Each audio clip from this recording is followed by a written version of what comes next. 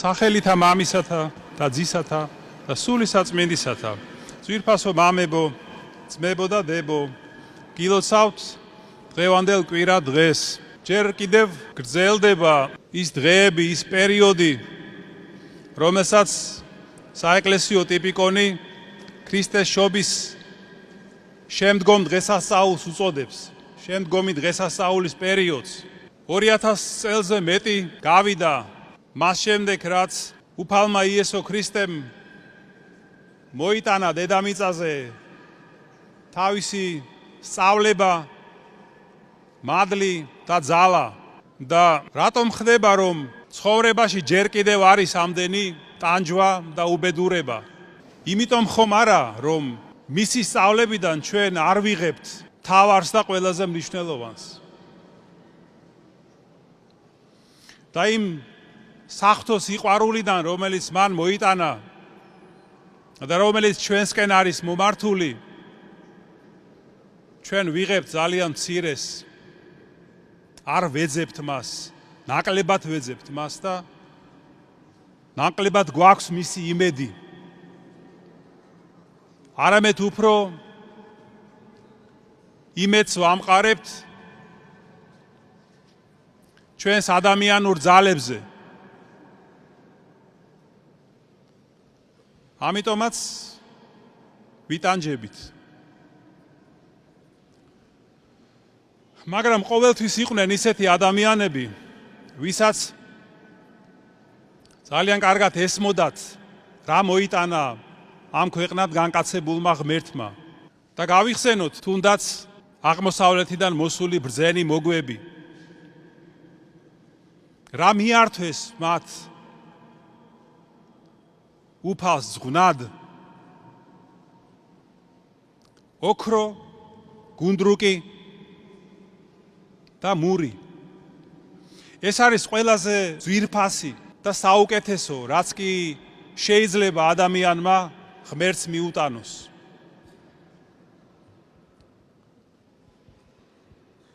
ოქრო მოიპოვება მძიმე შრომით მიწიდან, რომ შემდეგ გამოიდნოს და გაბწყინდეს მთელი თავისი დიდებით და სისუფთავით.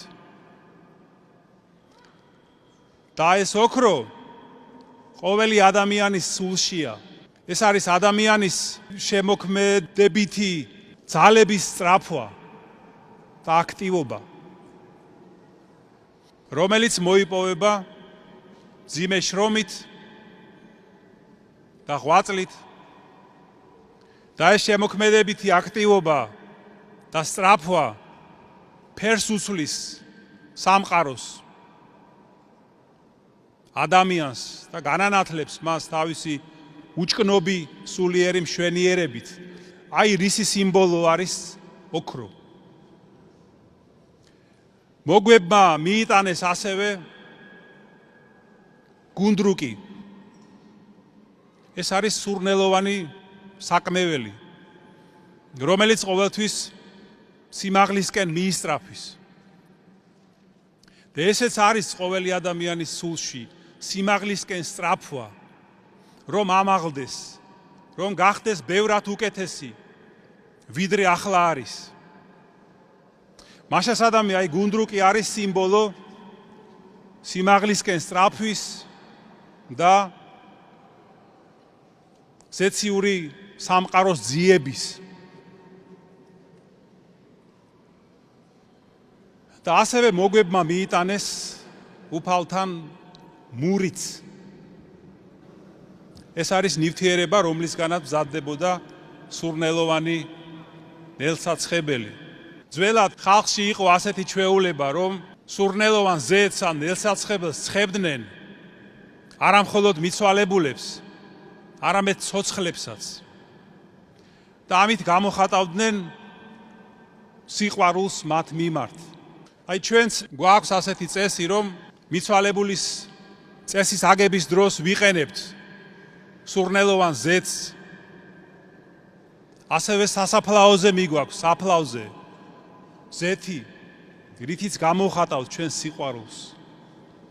და აი ეს სიყვარული არის საღვთო სიყვარულის ანარეკლი ადამიანში, რომელიც ჩვენში ჩადო ღმერთმა როცა ქმნიდა ადამიანს. ეს სიყვარული მარადიულია, არასდროს არ კვდება. ის ფერს უცვლის ცხოვრებას და შევყავართ ახალ ცხოვრებაში, მარადიულ, სხვა ცხოვრებაში, იმ ქვეყნიურ მარადიულ ცხოვრებაში. და ეს სიყვარული ყველაზე მეტად გამოავლინა უფალმა იესო ქრისტემ. არავინ სხვამ და არასდროს არ გამოავლინა ასეთი სიყვარული. აი რისი სიმბოლო არის მური.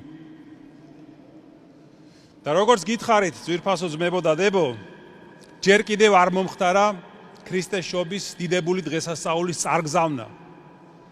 ჩვენ ჯერ კიდევ გვინათებს ბეთლემის ვარსკვლავი, ჯერ კიდევ დგავართ იმ ბაგასთან, სადაც იშვა